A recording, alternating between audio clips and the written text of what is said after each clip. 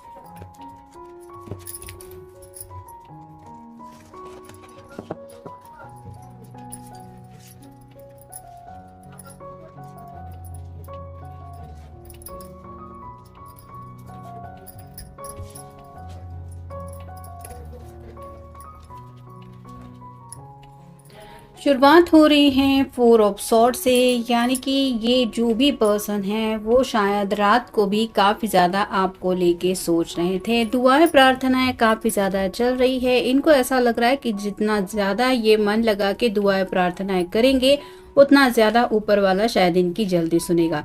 तो कुछ ना कुछ बातें हैं जो ज़िंदगी में ये चाहते हैं। यहाँ पे तीन जो सॉर्ड्स है वो इस तरह से ऊपर की तरफ है कि जिनका नुकीला सिरा नीचे की तरफ है, मतलब बातचीत को लेके शायद कोई थर्ड पार्टी की वजह से बहस हुई है। Third party in the sense, या तो आप इनके फैमिली वालों के ऊपर नाराज हो सकते हैं या फिर इनके घर वालों की वजह से कुछ बखेड़ा हो गया है, बात बिगड़ गई है, जिस वजह से शायद आप दोनों के बीच में बातचीत बंद है। और ये जल्द से जल्द चाहते हैं कि आप दोनों के बीच में जो बातचीत है वो दोबारा स्टार्ट हो जाए।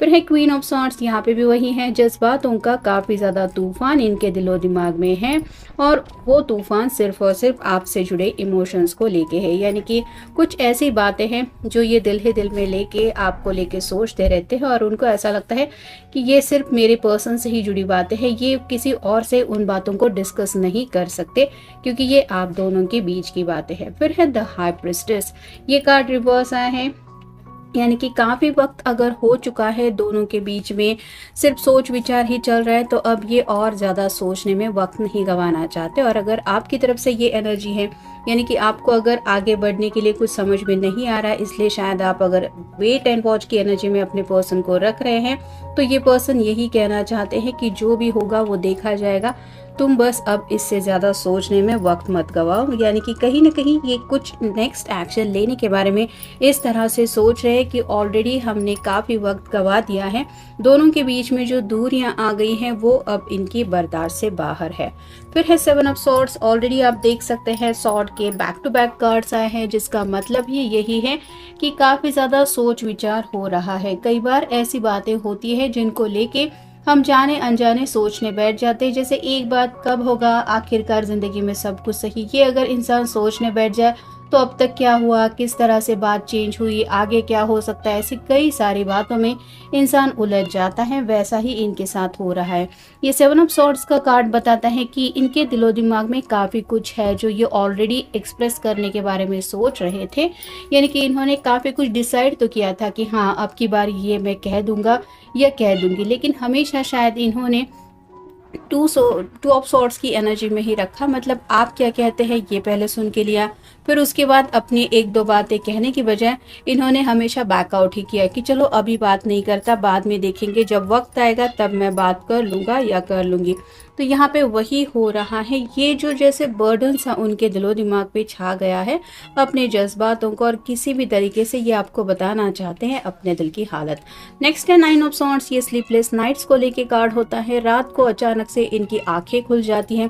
पहले ही कार्ड में हमने देखा फोर ऑफ सॉर्ड्स का पहला कार्ड था इनको एक तो नींद आती नहीं है, क्योंकि ये काफ़ी ज़्यादा आप दोनों के रिश्ते से जुड़ी जो प्रॉब्लम या फिर जो भी हालात है उनके बारे में सोच रहे हैं। और ऊपर से ये कार्ड बताता है कि स्टक फील करते हैं, मतलब रात से अचानक से डर के या तो कोई सपना ऐसा देखते हैं जिसकी वजह से उनकी अचानक से नींद खुल जाती है और दोबारा उनको वो सब ख्याल सताते रहते, जिसकी वजह से ये रात भर ठीक से सो नहीं पाते। और हर रोज़ शायद यही सर्कल चल रहा है।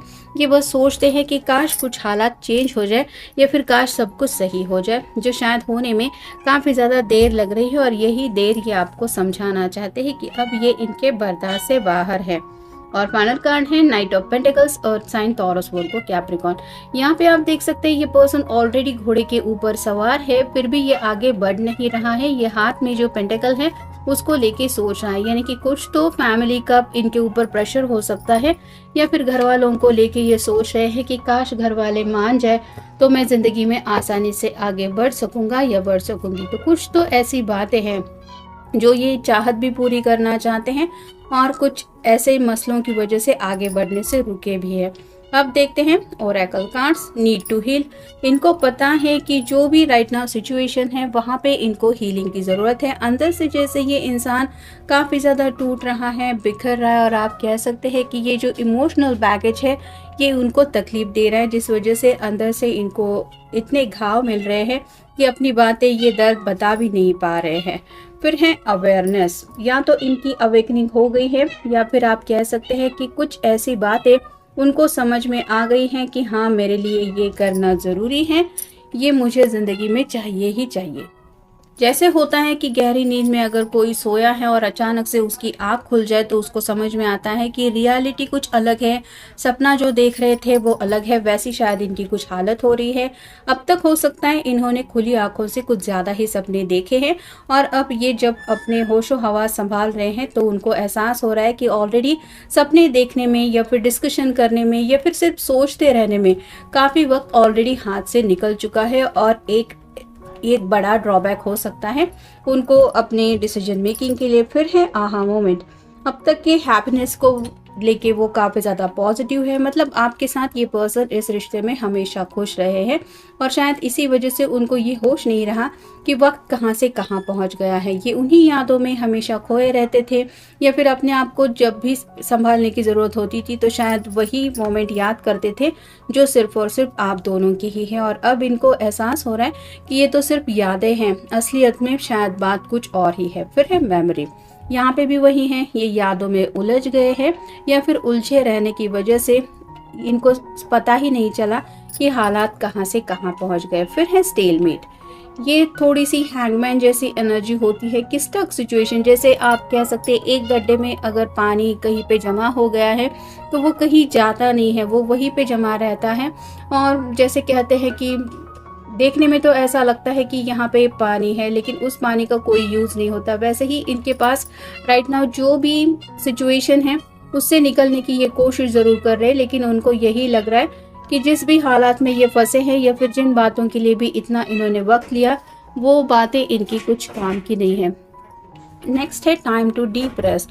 तो बेचैनी काफ़ी ज़्यादा होने की वजह से ये पॉजिटिव माइंडसेट से शायद कुछ सोच नहीं रहे हैं और स्लीपलेस नाइट्स की वजह से अचानक से नींद खुलना या फिर डिस्टर्बिंग एनर्जी ज़्यादा है। उनको पता है कि कुछ अच्छा फैसला करने के लिए शायद उन्हें थोड़े सुकून की ज़रूरत है और ये तभी होगा जब वो थोड़ा बहुत अच्छी तरीके से रिलैक्स कर पाएंगे, जो रिलैक्सेशन हो नहीं रहा है। कई बार जब हम अपने दिल की बातें किसी से सच्चे दिल से डिस्कस कर लेते हैं तो दिल के ऊपर जो बोझ फील करते हैं उसको रिलीज कर पाने की वजह से एक रिलैक्सेशन फील होता है। वैसा ही रिलैक्सेशन शायद ये चाहते हैं, मे बी इसके लिए ये आपसे बातचीत करने में इंटरेस्टेड हैं।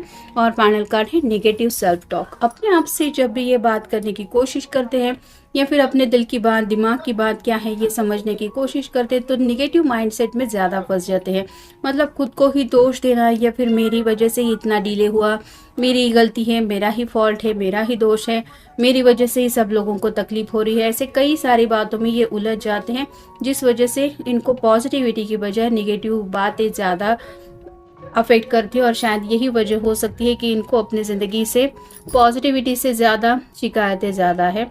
और जब ये इसी शिकायतों से निकालने की कोशिश करते, तब आपके साथ ही जुड़ी यादें हैं जो उनको कुछ सुकून दिलाती है, और यही सुकून उनको ज़िंदगी में हमेशा के लिए चाहिए, जिसके लिए उन्हें पता है कि कुछ ना कुछ ठोस कदम उठाने की ज़रूरत है, और इसीलिए ये कुछ बड़ा एक्शन लेने के बारे में सोच रहे हैं या सोच रही हैं।